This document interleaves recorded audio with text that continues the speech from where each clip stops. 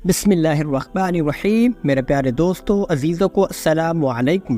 میرے پیارے دوستو، آج کا موضوع ہے دوستو، حدیث کی سبھی کتابوں میں یہ دلوں کو چھو لینے والے واقعات ضرور ملتے ہیں کہ ایک مشہور صحابی جن کا نام حضرت تمیم الداری رضی اللہ تعالی عنہ تھا، وہ سمندر میں دجال سے جا کر ملے تھے اور دجال نے ان سے 3 نشانیاں پوچھی تھی جو آج ہر طرح سے پوری ہو چکی ہیں۔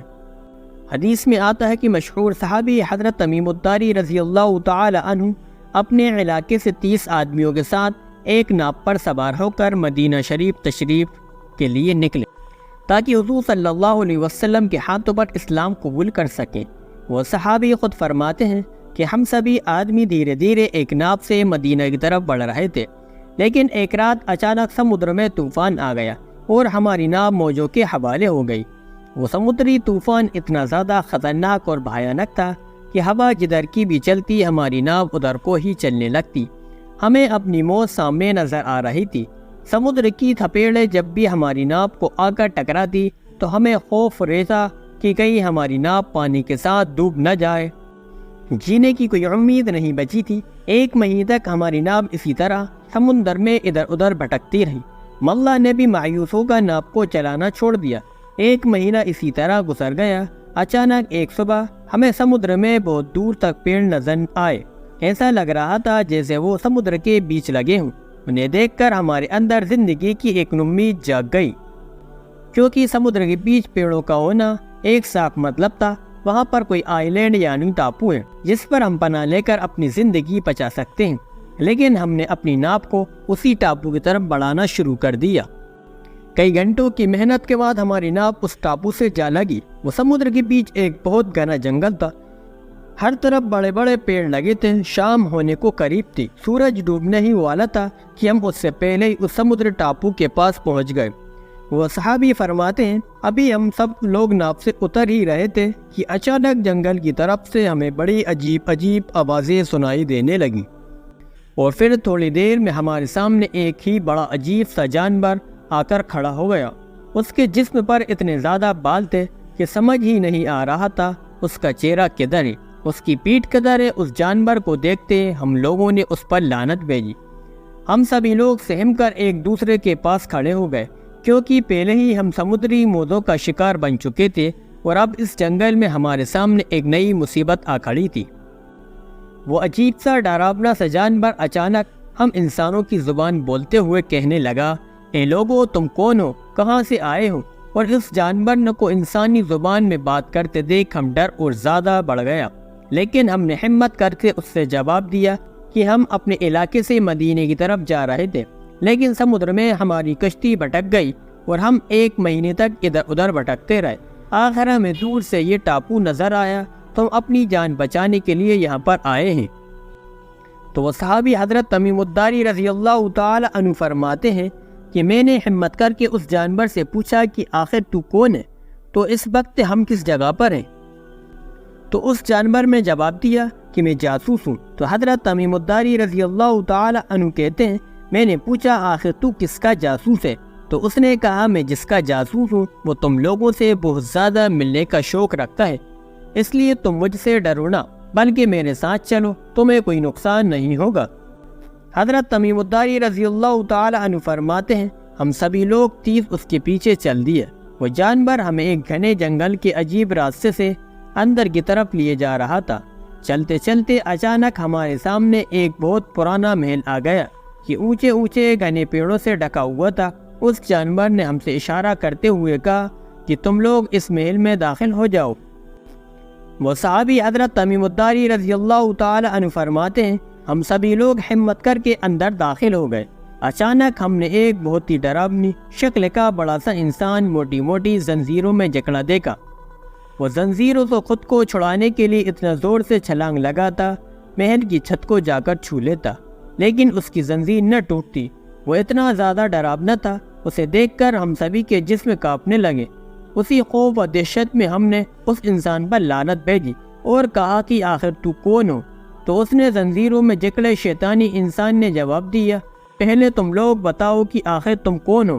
تو حضرت تمیم الداری رضی اللہ تعالی عنہ فرماتے ہیں کہ میں نے اس کے سامنے اپنے سارے حالات بیان کیے۔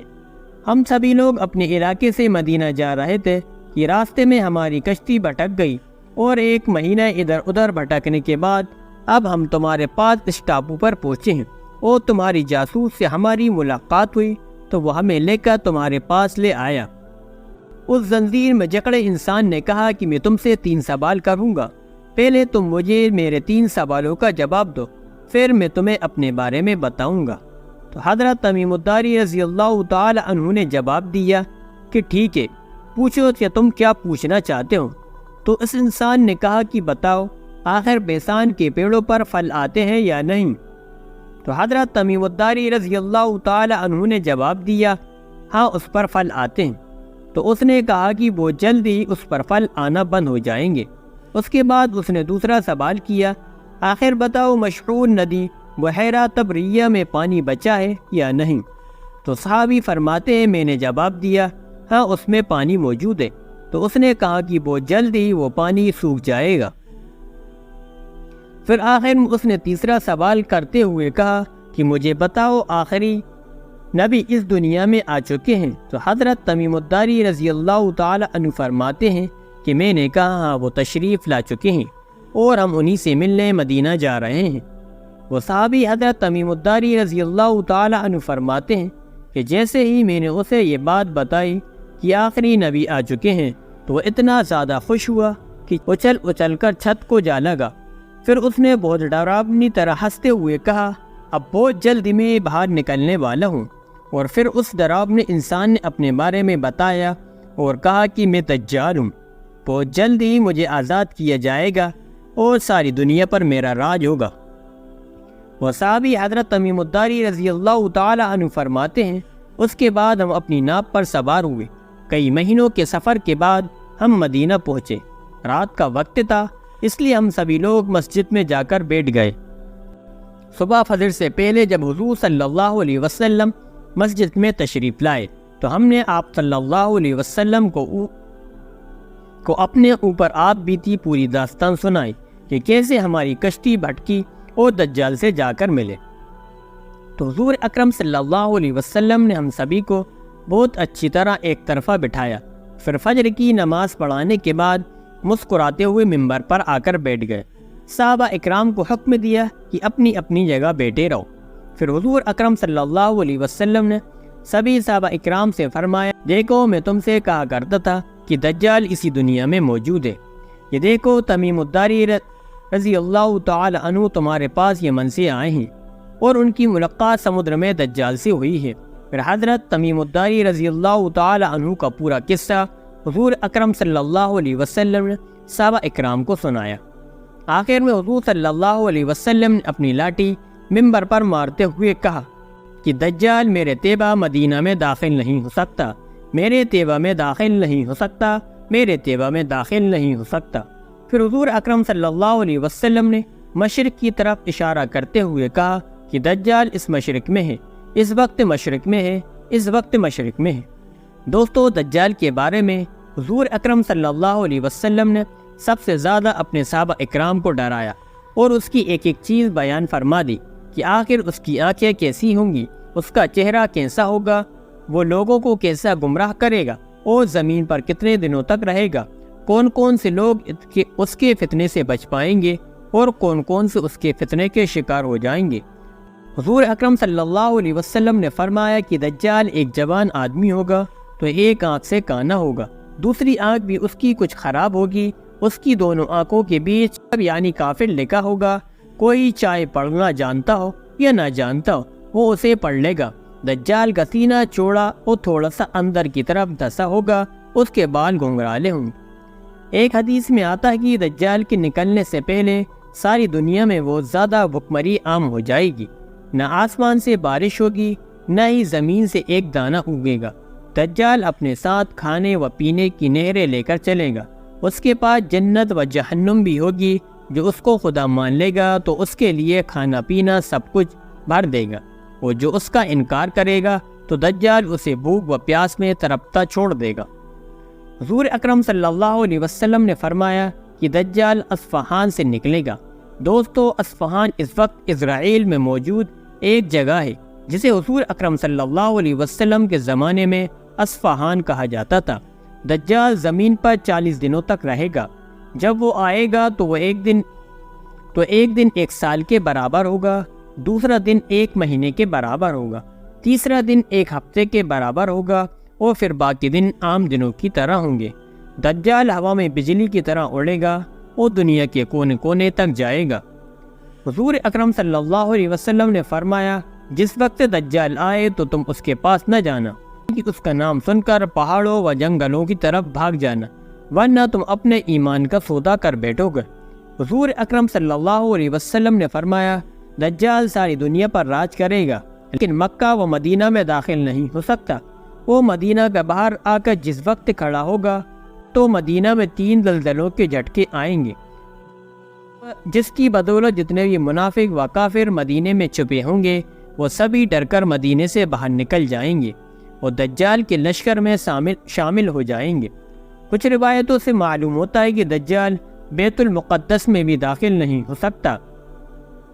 حدیث میں آتا ہے کہ دجال کے ساتھ روٹی و کھانے کے پہاڑ ہوں گے، جنت و جہنم اپنے ساتھ لے کر چلے گا، لیکن حقیقت میں جسے وہ جنت کہے گا وہ اندر سے جہنم ہوگی، جسے وہ جہنم کہے گا وہ اندر سے جنت ہوگی۔ اب جو بھی نیک بندہ دجال کا انکار کرے گا تو اسے وہ اٹھا کر اپنی جہنم میں ڈال دے گا۔ لوگوں کی نظروں میں تو وہ انسان جہنم میں پڑا نظر آئے گا، لیکن حقیقت میں وہ جنت کے مزے لے رہا ہوگا۔ حضور اکرم صلی اللہ علیہ وسلم نے فرمایا، دجال کا ساتھ دینے والے یہودی لوگ ہوں گے، اور یہودیوں کے پیچھے دوسری قومیں دجال کو اپنا خدا مانتی چلی جائیں گی۔ اس لیے دوستو، آج ہم دیکھ سکتے ہیں کہ یہودی دن رات اپنی کوششوں میں لگے ہیں، اس طرح غزہ کو ختم کر کے مسجد اقصی کو گرا دیا جائے اور وہاں اپنا ہیکل سلیمانی بنا کر اپنے مسیح دجال کو نکالنے کی تیاری کی جائے، کیونکہ ان کا ماننا ہے کہ جس دن بھی ہیکل سلیمانی بن کر تیار ہو جائے گا تو اسی دن ہمارا اصلی خدا دجال آ جائے گا، پھر ہم سب ساتھ مل کر ساری دنیا پر حکومت کریں گے۔ اللہ تعالی ہم سبھی مسلمانوں کی دجال سے حفاظت فرمائے، فلسطینی مسلمانوں اور وہاں کے بچوں کی قربانیاں قبول فرمائے، اور ہمیں بھی ان کی مدد کرنے والا بنا دے۔ ایسے اسلامک واقعات کے لیے آپ ہمارا YouTube چینل سبسکرائب کریں۔